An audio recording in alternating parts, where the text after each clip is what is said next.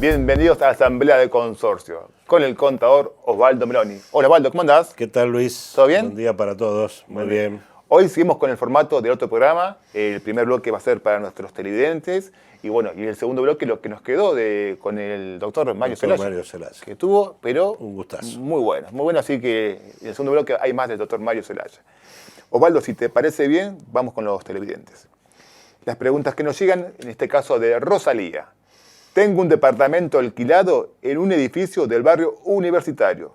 Nunca recibí informes y ahora me llama un abogado porque dice que figura una deuda del año 2020.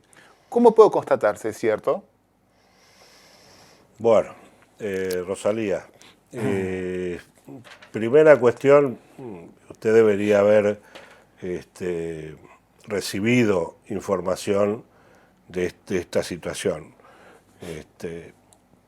A veces en los edificios que son de pequeña envergadura, que no tienen administraciones que emitan circulares, normalmente el propietario debería recibir todos los meses un estado de cuentas y un estado de los morosos. Ahora, en su caso usted lo tiene alquilado, también ahí iría, vaya parte para los agentes inmobiliarios, que son los que deben controlar el pago de las expensas de los inquilinos y avisar eventualmente al propietario. Lo que puede haber pasado, posiblemente había un cambio de inquilinos, siempre a veces queda un mes en el medio. El administrador no tiene obligación hasta antes de los 2 años, que es cuando opera la prescripción. Usted me dice que la deuda es del año 2020, estamos en el 2021, o sea que comprobarlo y tiene que pedir al administrador una certificación de la existencia de esa deuda. En realidad es fácil comprobar porque debe haber unas rendiciones mensuales, tiene que haber, pero ya que aprovecho para dar un consejo, que los propietarios se involucren más cuando tienen departamentos alquilados en exigir que las administraciones sean correctas y que esté esa información. Claro. Así que es fácil de comprobar. Si tiene alguna dificultad y estima de que no existe la deuda, bueno, si se lo hizo a través de un letrado, usted tendrá que recurrir a un asesor suyo letrado para que conteste el reclamo. Pero da pie a pensar de que hubo alguna falla informativa. Perfecto. Ahí Rosalía, te contestó Osvaldo. Osvaldo, vamos con la siguiente pregunta. Es el caso de Leticia. Nos escribe diciendo que dice, hemos comprado un departamento nuevo. Cuando firmamos la escritura, nos informaron quién era el administrador designado por el fideicomiso. En verdad, no estamos contentos con su gestión. ¿Podemos hacer un cambio del administrador? Sí, es normal, Leticia, que cuando se otorga el primer reglamento de copropiedad, los organizadores, administradores del fideicomiso, designen a una persona para que administre el primer tramo. Pero lo que usted debe saber es que eso está perfectamente normado ahora y es para evitar ciertos abusos que existían de que las empresas constructoras nombraban un administrador por 5 años o por 10 años. Ha habido casos en Bahía Blanca de reglamentos que hasta 15 años han tenido la misma administración. Me ha tocado intervenir. Entonces, no, en el caso, el nuevo Código Civil establece que hay una norma específica. Y se la voy a leer textualmente. Es el artículo 2066. El administrador designado en la primera asamblea, si no es ratificado en ella, ¿por qué hablo de la primera asamblea? Porque el mismo artículo dice que esta asamblea debe realizarse dentro de los 90 días de cumplidos los 2 años de otorgamiento del reglamento o del momento que se encuentre ocupado el 50% de las unidades funcionales de lo que ocurra primero. Bien.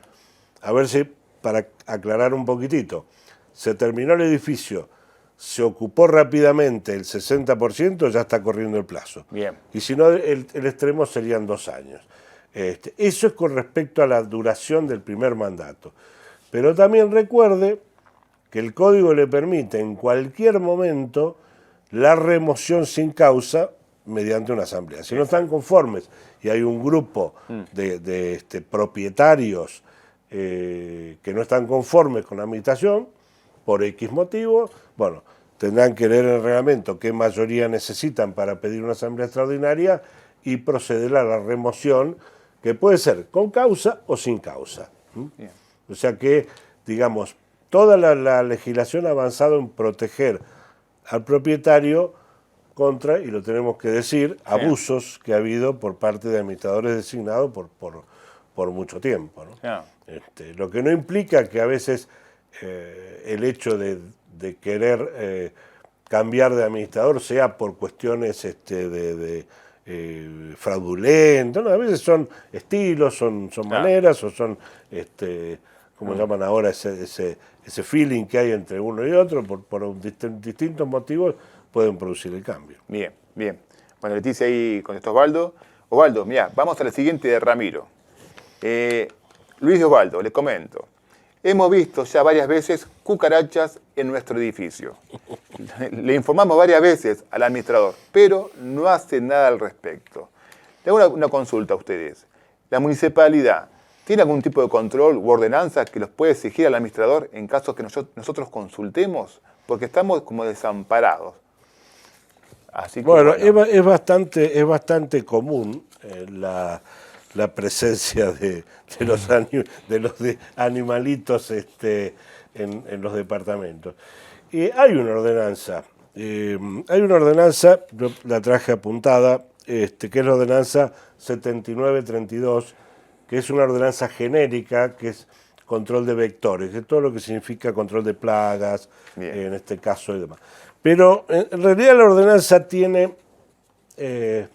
una redacción que a mí me parece que no es del todo feliz, porque dice lo siguiente, en uno de los incisos, porque es abarcativa esta ordenanza para todos, para negocios, para construcciones, para lo que sea, claro. Y el relativo a edificio propiedad horizontal dice que es obligatoria para los que poseen embolsadora o compactadora sin que la presente se establezca un mínimo de unidades ocupacionales, en frecuencia cada 30 días.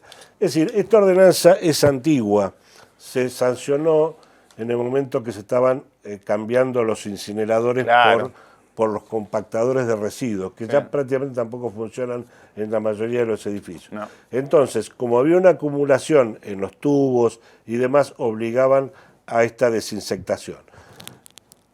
Punto y coma. Eso es lo que dice la municipalidad. O sea, quizás su edificio es pequeño y el administrador no lo ha tomado como obligación. Claro. Pero acá hay otro de los temas, que volvemos a lo que venimos diciendo, que es una sana práctica hacer la desinsectación mensual. Y no es muy costoso, no es un servicio... Absolutamente.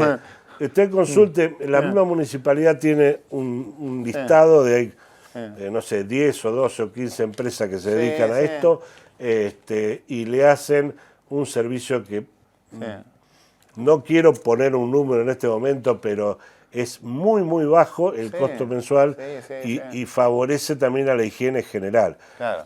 Es más, en esta época de pandemia, que bueno, seguimos atravesando, también estas empresas hacen desinsectaciones especiales.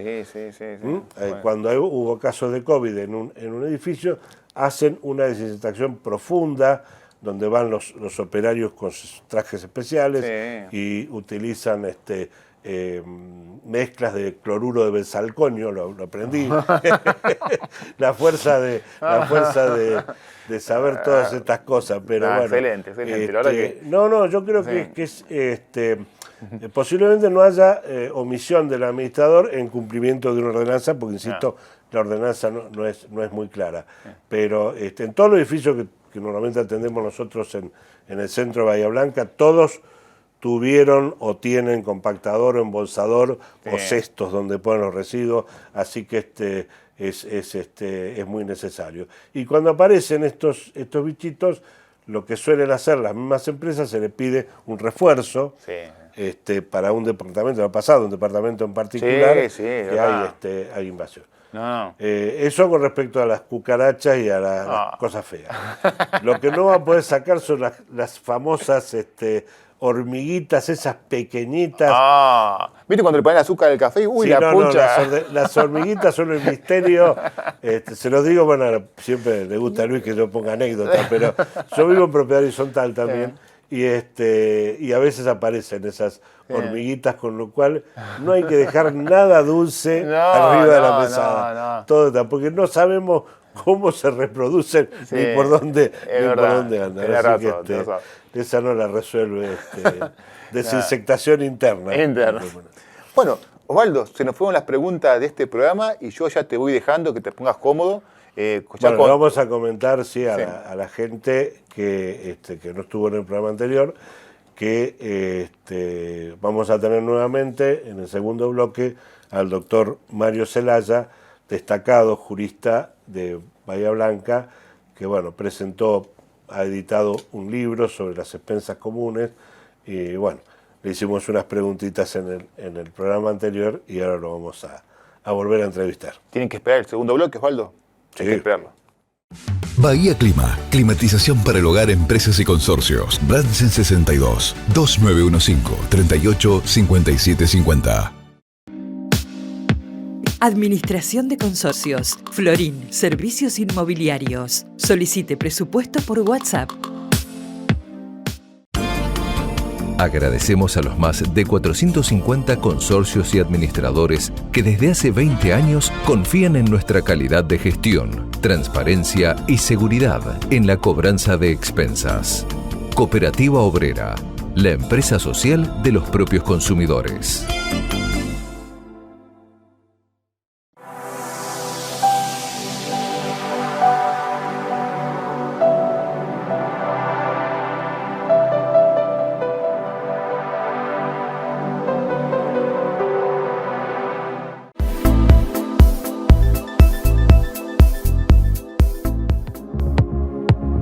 Meloni Administraciones, Las Heras 359, 12F, Bahía Blanca.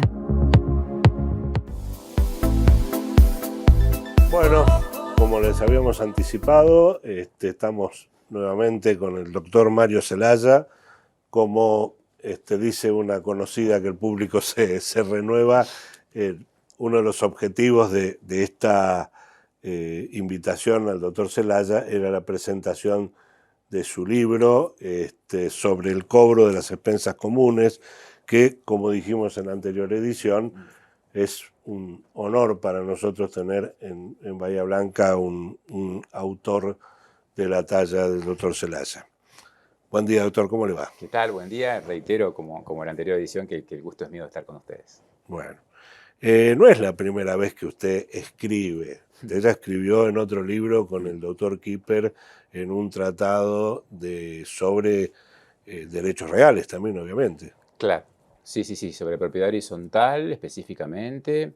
Yo escribí los comentarios al Código Civil y Comercial sobre propiedad horizontal en el Código de Lorenzetti, que fue el primero que salió cuando se dictó el Código Civil y Comercial, y esa es la razón por la cual, bueno, luego me decidí a compartir lo aprendido, no solamente enseñando, sino a lo largo de años de trayectoria profesional en la cual me he dedicado, no digo casi específicamente, pero con mucha asiduidad al tema.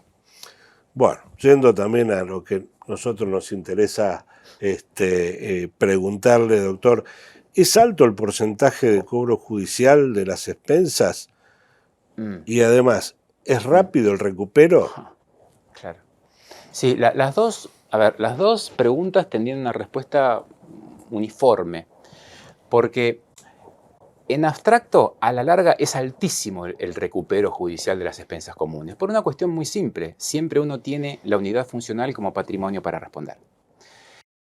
Ahora, si ustedes me preguntan, ¿siempre el recupero es rápido? Y la verdad que no. La verdad que no, porque pueden pasar infinitas circunstancias que tornan que la obligación no se recupere lo rápido que el administrador querría. Por ejemplo, puede suceder que uno intime al pago extrajudicialmente, lo hace muchas veces el administrador, y se pague, lo cual sería lo lógico, que pase al abogado, el abogado envíe una carta o documento e inmediatamente se pague también, puede darse, o que se inicie la demanda e inmediatamente se presenta al deudor y paga. Eso sería lo que uno busca. Podría darse un segundo supuesto, que es que el deudor no esté muy de acuerdo con el inicio del juicio, algo tenga para decir, se presente a defenderse, y bueno, y lógicamente eso alonga las instancias judiciales y lleva a que un recupero no sea tan rápido como lo que uno pretende. Pero esos no serían los problemas, porque en todos los casos, fíjense que estamos llegando a la misma conclusión, se recupera. Quizás hay un pequeño porcentaje en el cual directamente uno tiene que hablar con el administrador y decirle que si se recupera alguna vez, va a ser con una gran cuota de suerte, pero tranquilamente podría darse que nunca se recupere. Les doy 2 o 3 ejemplos. Un inmueble construido con un crédito del Banco Hipotecario Nacional. Según la ley, es inembargable. Si esa persona no tiene un patrimonio solvente, además de la unidad, es imposible cobrarle. Es imposible cobrarle. ¿Sí? Por ejemplo, no voy a dar nombres de edificios acá en Bahía Blanca que estén constituidos con ese régimen, pero hay muchos. Hay muchos. Aún, perdón, ahí una breve. Sí. ¿Es el primer comprador o el segundo o tercer comprador? Bueno, también ahí hubo muy buena pregunta, porque ahí hubo un planteo judicial. La ley está creada para el que adquiere con el crédito. Claro. Pero jurisprudencialmente la Corte Suprema de Justicia de la Nación dijo que no, lo que es inembargable es la vivienda independientemente de quién viva, ¿sí? Más allá de... O sea que no, piensen ustedes que claro, Bahía Blanca tiene... ¿Cómo le explica después el administrador eso a la gente? Es decir, más que explicarlo, no debería explicarlo porque si no da ideas. Eso en un caso. Puede pasar también, por ejemplo, que el deudor de expensas quiebre, y generalmente quiebra y tiene una hipoteca anterior. Entonces, uno tiene que ingresar al régimen de la quiebra, pero una vez que se subasta el inmueble va a cobrar el acreedor hipotecario antes del consorcio por las expensas. Entonces, el consorcio tiene que seguir poniendo plata para iniciar un juicio de cobro de expensas que no va a recuperar, pero que a la larga lo mantiene vivo, ¿sí? Para que cuando alguien alguna vez compre pueda cobrarle a ese alguien que compra, pero estamos hablando de muchísimos años hasta que en una quiebra se subaste un inmueble. ¿Y cómo explica eso el administrador? Generalmente se va y cambia por otro. Me estoy sonriendo porque tengo un caso en este momento. Hubo otros casos muy puntuales, mucho más sencillos.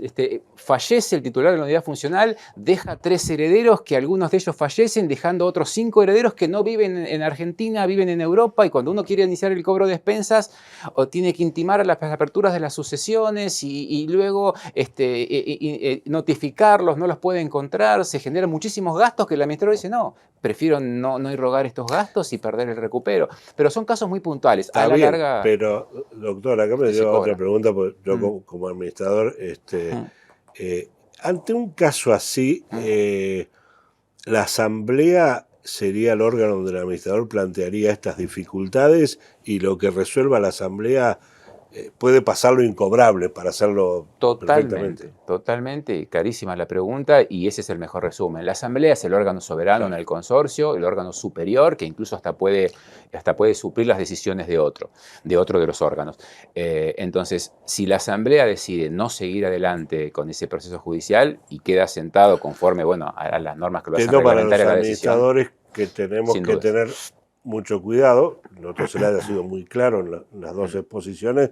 Primero, el celo que tenemos que poner en esa cuestión de la gestión de cobranza. Y en segundo lugar, tener en cuenta todos estos aspectos y que siempre es la asamblea de propietarios el órgano necesario. Paralelamente con esto, es muy costoso, porque ya como usted lo ha planteado, se me ocurre que hay una serie de gastos importantes para un consorcio para iniciar una acción judicial. Esa respuesta depende de 2 factores. Primero, si el consorcio no es la primera vez que inicia un proceso judicial de cobro de expensas, y en segundo lugar, vamos a ser sinceros, si el administrador es o no ordenado. Porque yo comentaba en la edición anterior que se requiere mucho papeles para iniciar un juicio de cobro, que hay que conseguir la copia certificada del reglamento o un reglamento original, que no siempre los administradores lo tienen. Si no lo tienen, hay que pedir o un segundo testimonio o una copia certificada, lo cual implica un gasto notarial. Hay que pedir un informe de dominio.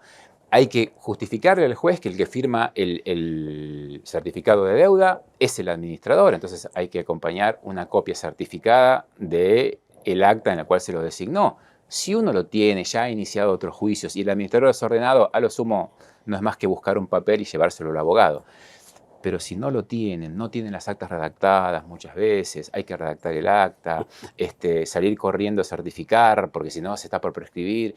Y la verdad, ahí súmenle gasto notarial, el gasto de informes de anotación, de informes de dominio, más lógicamente el gasto que seguramente va a tener en el abogado, se torna costoso. Y acuérdense, para cobrar a lo sumo 24 meses de expensas en el peor de los casos. Sí.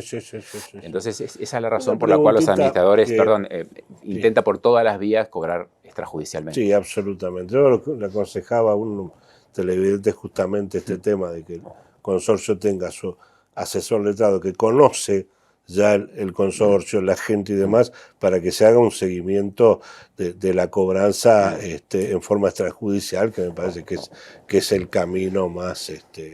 Y después, bueno, me suscribo a lo del administrador ordenado, porque hay muchísimas cosas que dependen de nosotros y que dependen también de la elección, que es otro tema que tiene mucho que ver la gente, ¿no? Con respecto a una cláusula del Código Civil que a mí me llamó la atención, que pide que el certificado de deuda sea ratificado por el Consejo de Propietarios, órgano que no es obligatorio. ¿Cuál es su opinión? Desde el momento en que el certificado de deuda puede ser emitido únicamente por el administrador, es decir, sin firma del deudor, como sucede en un cheque o en un pagaré, en algún supuesto podía pensarse que daba lugar a una cierta venganza o hacer público un encono frente a un deudor y de repente generar un certificado casi sin asidero que luego ponga en jaque las arcas del consorcio. Esa es la razón de fondo por las cuales se pidió que si hay consejo de administración, que sean ellos los que se encarguen en todo caso de aprobarlo. Esa es la razón jurídica. En la práctica, es casi impensado que un administrador invente los números de un certificado de deuda, porque la responsabilidad luego va a ser personal. Va a ser personal. Es verdad, en el marco de ese juicio de cobro de expensas es probable que se pierda, genere un gasto para el consorcio. Pero a la larga generar ese conflicto que a veces no se consiguen, que no están de acuerdo. Piensen la cantidad de problemas que pueden llegar a existir respecto del Consejo de Administración, que si no quieren firmar, que con el tema de la pandemia son gente grande. De asumir que si soy el propio miembro del Consejo es deudor. Que si son 4 los miembros y son 2-2, quedan 2-2. Bueno, doctor Zelaya, bueno, creo que nos quedaríamos, bueno, yo personalmente me quedaría horas escuchándolo. Ya no estoy en edad para ir a la universidad a escucharlo, pero creo que ha sido insisto, un placer inmenso y un acierto de la producción haberlo invitado para compartir todo esto. Nos ha dejado un montón de inquietudes, así que bueno, a los colegas administradores a estudiar, a los propietarios a elegir bien los administradores y a tener asistencia letrada. Me parece que, y bueno, y ojalá que las convivencias sean buenas en los edificios, que es el otro factor que muchas veces llega a las cuestiones legales cuando hay todas estas épocas tan tensas. Bueno, muchas gracias, doctor, muchas gracias, amigo Mario Zelaya, por estos momentos. Muchas gracias a ustedes por la invitación. Excelente, de nuevo, Osvaldo. La verdad que me encantó. ¿Sabes qué? Este formato me encanta. Y cómo entrevistás, la verdad que nace un potencial entrevistador. Tengo que agradecer al doctor Zelaya la amabilidad de venir hasta el canal y prestarse a esta amable entrevista, así que esperemos que haya sido del gusto. Y bueno, sí, pensamos traer también a otros especialistas en otras ramas. Pero no siempre yo voy a tener que hacer las preguntas. No, vos estás tan canchero que tenés que ser vos, no hay otra. Así que bueno, nos despedimos, Osvaldo, de nuestros televidentes. Hasta la próxima. Hasta la próxima semana.